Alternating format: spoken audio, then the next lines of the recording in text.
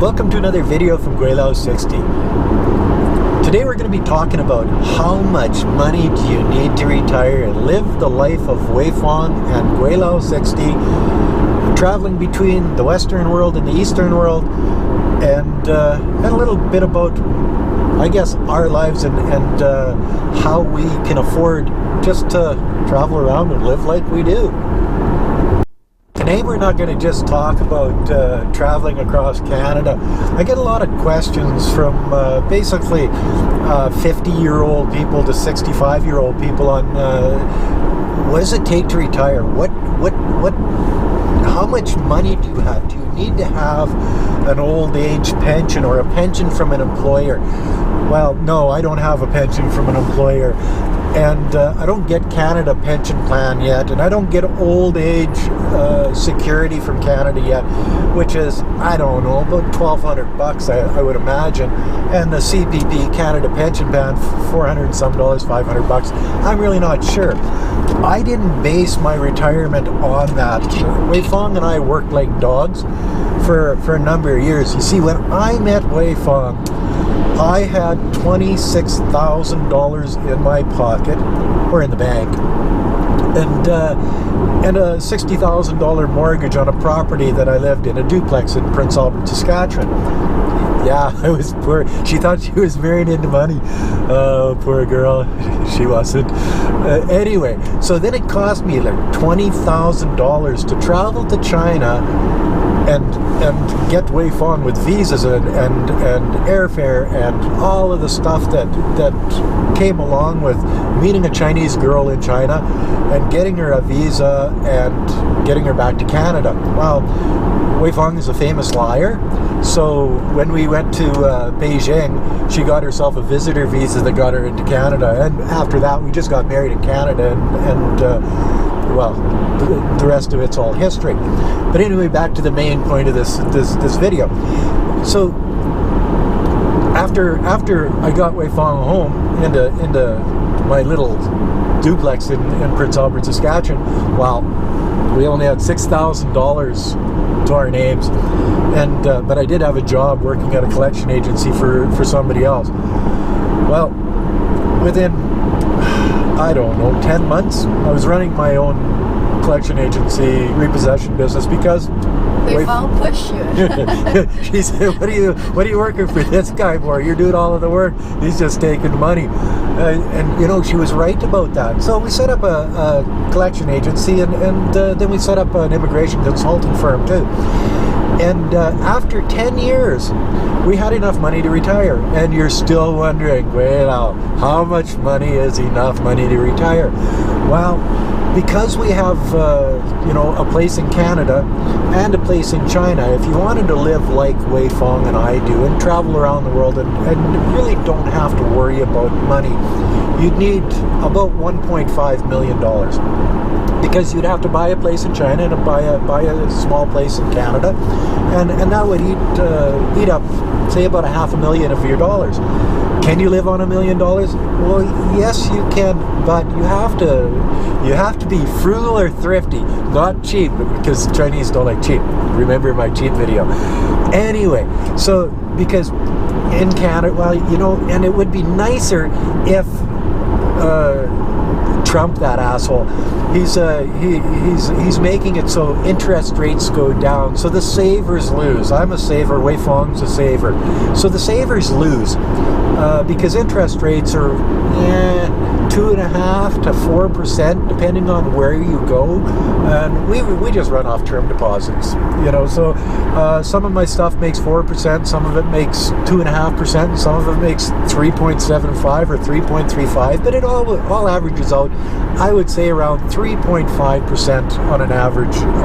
You know, so if you got $1 million in the bank, you're making $35,000, and you're thinking, Gweilo, you can't live on $35,000. Well, you can if you're in China, but if you're... I will have to say it. If your wife is have to always going to shopping for brand name, I don't think it's enough, Kirk. Well, no, but you're missing the point. So you've got $35 million, or 35. You got a You million, wish. yeah, I wish. You got $1 million in the bank, and you're making $35,000 a year. Well, you see, you're not going to live forever. So you can take $20,000 of your principal out every year, or $25,000 or $30,000 of your principal out every year. So you can live on $60,000 or $65,000. And as you get older, you're going to spend less. You're going to travel less. You don't want to go to Laos for a month. You don't want to jump on an airplane and go to Singapore. You just want to sort of relax and take it easy. You want to go to Arizona, have a cold Coors beer, and just sit in a trailer with all the rest of the old people. It's different if you've got a pension. If you worked at a job for like 30 years and you got a pension from that job, unless it's Sears, because we know that Sears screwed all of their employees out of their pension, or most of their employees out of a large percentage of their pension. But anyway, if you have a pension, that makes life so much easier, because then you don't have to have a whack of cash in your bank account. See, with me, next year I get my CPP, so I get another, I think it's $448. Yeah, it helps. It's money that you didn't have before. And then, yes, when in another 8 years I get old age pension, and that's another 12 or whatever $100 it is. So yeah, that helps. And can you live off that in China? For sure, because I think it's like 7,000-8,000 RMB if you own your own home. So I know a lot of people in China that are living off pensions. Not so many anymore, because China got expensive about 5-6 years ago. See, when I started going to China back in 2003, there was a lot of senior citizens over there, a lot of old boys, and the coffee row was full of gray hairs and white hairs. Yeah. But now, there's maybe one or two sitting in the McDonald's in the morning, because housing got expensive, food is expensive, things got so expensive that they couldn't live off their old age pensions anymore. So those guys, they moved to Thailand, they moved to Laos, they moved to Cambodia, they moved to the Philippines, places where it's much cheaper. So that's their retirement. With me, not so much. We got lucky in those businesses that we were running, and we pocketed a bunch of money, and we saved. It's not what we made, it's the money that we saved. So, and it helps to have a wife that doesn't go shopping for, as Weifang says, brand name Purse, shoes, boots. Purse, shoes, boots. Purses, shoes, and boots are bad, Weifang, and you know that. We don't like that. Clothes. Yeah, we go to we hit shops when there's deals, and we don't go stupid. We stayed in a motel last night that was as I say, a shithole. There was drunks yelling and screaming in the parking lot at 11 o'clock at night and stuff. We won't do that again. Sometimes you have to pull an extra couple of bucks out of your pocket to live a little bit better, So being frugal, thrifty, not cheap, is a good thing when you retire, because everybody that retires is sort of on a set income if you don't want to work anymore, and we don't want to work anymore. Sure, I make a little bit off these videos, but it's just a little bit. I don't do this for the money. I do it for the fame, the fame, the fame and stuff. I do it because not only do I enjoy making these videos and showing everybody, our lives, because I was sort of a secluded character when I ran the collection agency, and you had to be, because it was a safety thing. Now I don't have to be like that, so I can be flamboyant and out there and do whatever I want. It changes your life, and it makes it better. And through these videos, I have met a lot of good people. A lot of people that go to Nanning in the wintertime, a lot of people that want to go to Nanning, and a lot of people that have Chinese wives.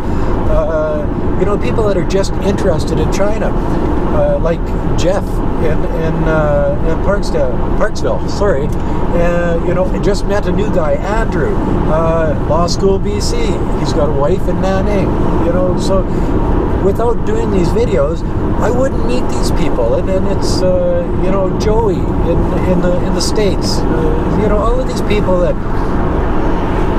they knowing them makes your life better. So retirement isn't just about the money, it's about having fun and doing things that you want to do. But the money helps, because without the money you can't do that stuff. So the answer to the question, how much cash, if you're a Canadian, do you need to live like Weifang and I? You need $1.5 million in the bank if you don't own your own place in Canada and China. If you own your own place in Canada and China, a little bit north of $1 million will do it for you, because you've got to have your investment money that comes out once a year, and you got to have enough money to make it to that next investment time period where your money comes out at the end of the year.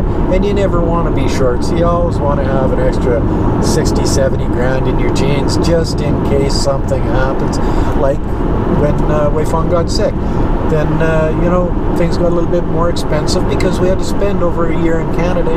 Canada is an expensive country to live compared to China or any Southeast Asian country. So that's my rant on that. I hope that answers your question. And you know, that's another video from Gweilo 60. I hope you enjoyed it, and if you did, as always, like, comment, subscribe, push that share button, and thanks for watching. Bye. Bye.